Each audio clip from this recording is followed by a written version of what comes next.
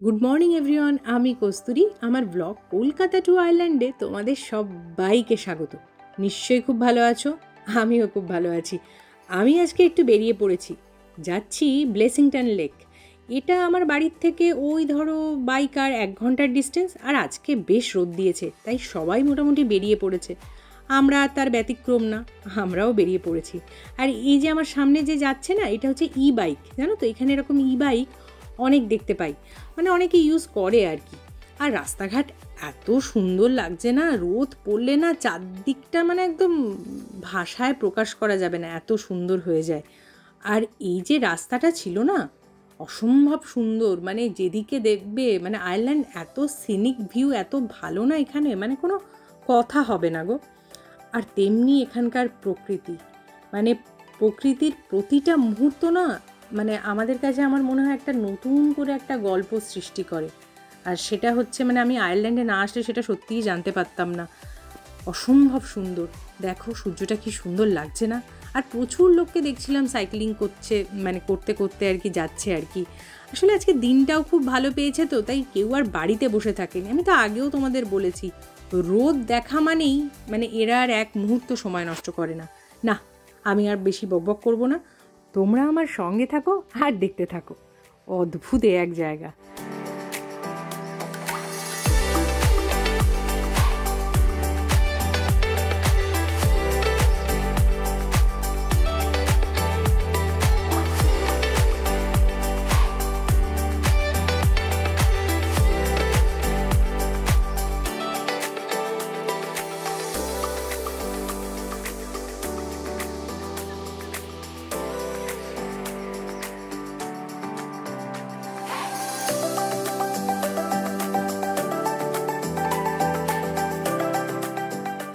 মাঝে মাঝে না সত্যি বুঝতে পারছি না, আকাশের উপরে মেঘ নাকি মেঘের উপরে আকাশ।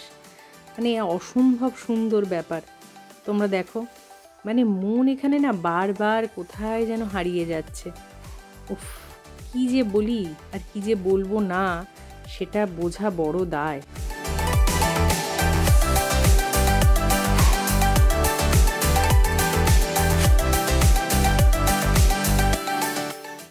রাস্তাগুলো তো দেখলে খুব সুন্দর, মানে নামার পরেও দেখতে পারবে একটা অসম্ভব সুন্দর দৃশ্য, মানে পাহাড়, সবুজ আর নদী, মানে এর যে কি কম্বিনেশন, মানে ভাষায় প্রকাশ করা খুব মুশকিল।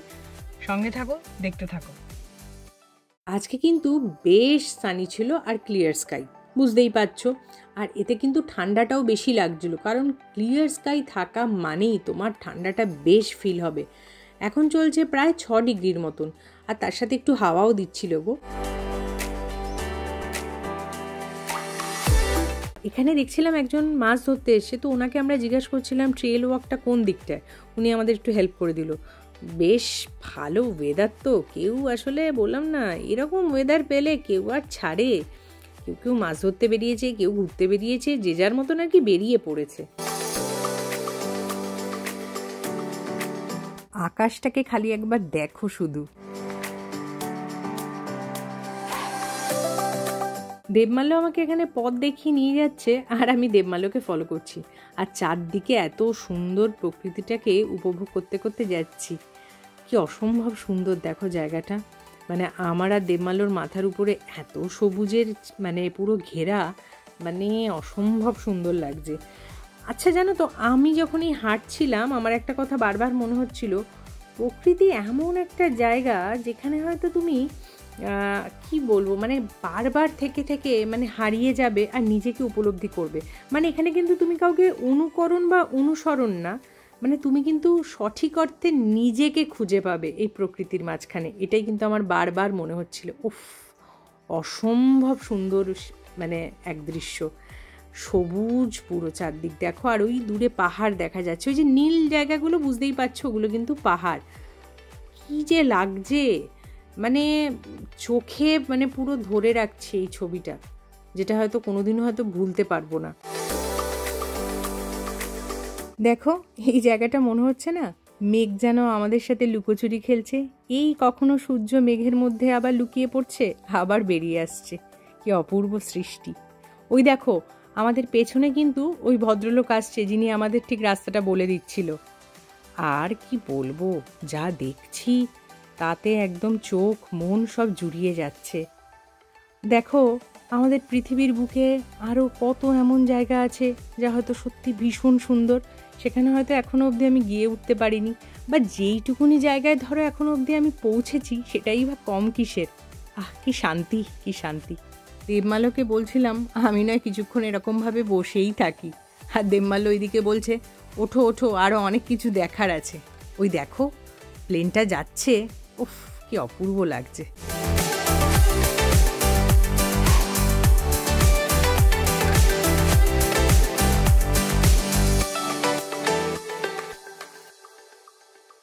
আমরা দুই কপতি শহরের কোলাহল ছেড়ে বেরিয়ে পড়েছি, আর মনে হচ্ছে যেন এক টুকরো স্বর্গ আমরা চেটে পুটে খাচ্ছি, আর সত্যি এই মুহূর্তটাকে উপভোগ করছি।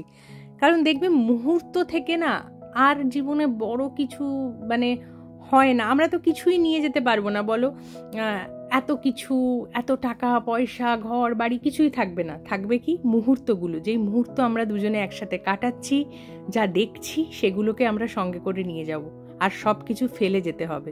তাই এই যতটুকুনি পারছি উপভোগ করে নিচ্ছি এই মুহূর্তগুলো, কারণ এই মুহূর্তগুলো না অনেক দামি, অনেক দামি। জল দেখে নিজেকে আর সামলে ধরে রাখতে পারিনি, একটু জলে হাত ভিজিয়ে নিচ্ছি। বেশ ঠান্ডা ছিল কিন্তু, জানো তো। আর ওই দেখো আমার পেছনে দেখা যাচ্ছে সবুজে ঘেরা নীল পাহাড়। এ যে কি অপূর্ব দৃশ্য। ওফ, একটা কথা মাথায় আসছিল, প্রকৃতি আমাদেরকে এত কিছু দিয়েছে দেখো, আর তা সবই কিন্তু অকৃত্রিম। এখানে কিছু কৃত্রিমতা নেই, কিন্তু আমাদেরকে উজাড় করে দিয়েছে।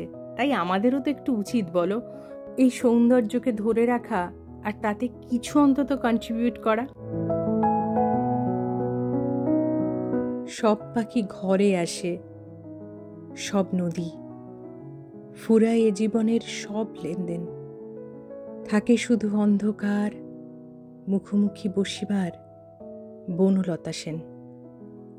অসম্ভবে এক সুন্দর কবিতা, জীবনানন্দ দাশের সেই বিখ্যাত বনলতা সেন।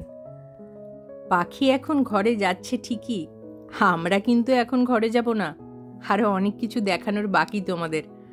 চলো আমাদের সঙ্গে থাকো আর দেখতে থাকো।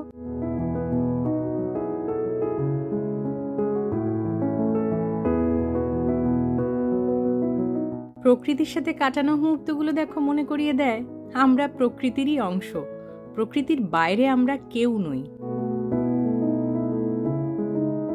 এই দেখো এখানে কিন্তু সব ভেড়ারা ঘাস খাচ্ছে। এইটা দেখে ছোটবেলাকার না একটা ঘটনা মাথায় এলো। পড়া না পারলেই মাস্টারমশাই ভেড়া গরু ছাগল বলে বলতো, আর মনে কিন্তু তার জন্য একটু দুঃখও ছিল যে এরকম বলছে। কিন্তু আজকে এই ভেড়াগুলোকে দেখে মনের এই দুঃখটা চলে গেছে। কি সুন্দর লাগছে না? যত বেলা পড়ছিল তত যেন তো ঠান্ডাটা বাড়ছিল, কারণ হাওয়া খুব দিচ্ছিল। সেই জন্য দেবমালা টুপিটা পরে নিয়েছে। আর পাশেই তো আসলে লেকের হাওয়াটাও আসছে, ঠান্ডা হাওয়া।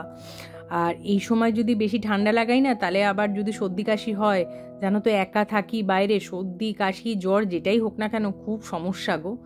সেই জন্যে যত প্রোটেক্টেড থাকা যায় ততই ভালো।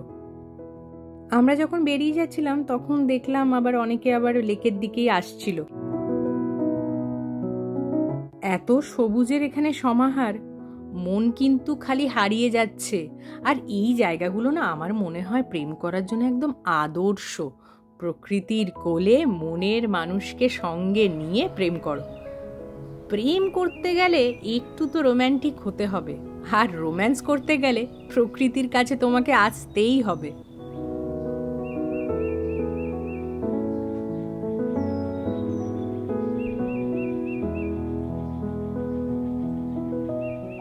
সারা সপ্তাহের পর যখন এই একটু করে বেড়াতে পারি বা উইকেন্ডগুলোতে কোথাও যাই, তখন না খুব ভালো লাগে। আসলে ওই নিজের সাথে সময় কাটানো বা নিজের প্রিয় মানুষের সাথে একটু ঘুরে বেড়ানো, এটা খুব দরকার। নইলে তো কাজ তো সারা জীবনই থাকবে বলো। একটু সুযোগ করে একটু সময় করে বেরিয়ে পড়তে হবে, তাহলে অনেক কিছু পাওয়া যায়, অনেক কিছু। সারাদিন এত ঘোরাঘুরি করে খুব ক্লান্ত হয়ে পড়েছি। আমি আর আমার বর আলোচনা করছি কি খাওয়া যায় বলো তো, কারণ আমি তো রান্না করে আজকে আসিনি। সেজন্য বাইরেই খেতে হবে। খাবো হচ্ছে চাইনিজ, সেটাই প্ল্যান হয়েছে। দেখা যাক কি কপালে জোটে। বিদায় ব্লেসিংটন, আমি নিশ্চিত তোমার সাথে আমার আবার দেখা হবে অন্য কোনো একদিন। সেদিন আবার আসবো, তোমাকে নতুনভাবে উপলব্ধি করব।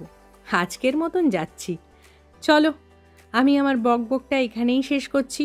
আর তোমরা কিন্তু অবশ্যই জানাবে আমার ব্লগটা কেমন লাগছে আর জায়গাগুলোকে দেখে তোমাদের কি উপলব্ধি হচ্ছে। কারণ দেখো, তোমাদের একটা কমেন্ট আমার কাছে কিন্তু খুব দামি, কারণ আমি একদমই নোভিস এই ব্লগিংয়ে। তাই বলছি, তোমরা কমেন্ট করলেই কিন্তু আমি ইম্প্রোভাইজ করতে পারবো।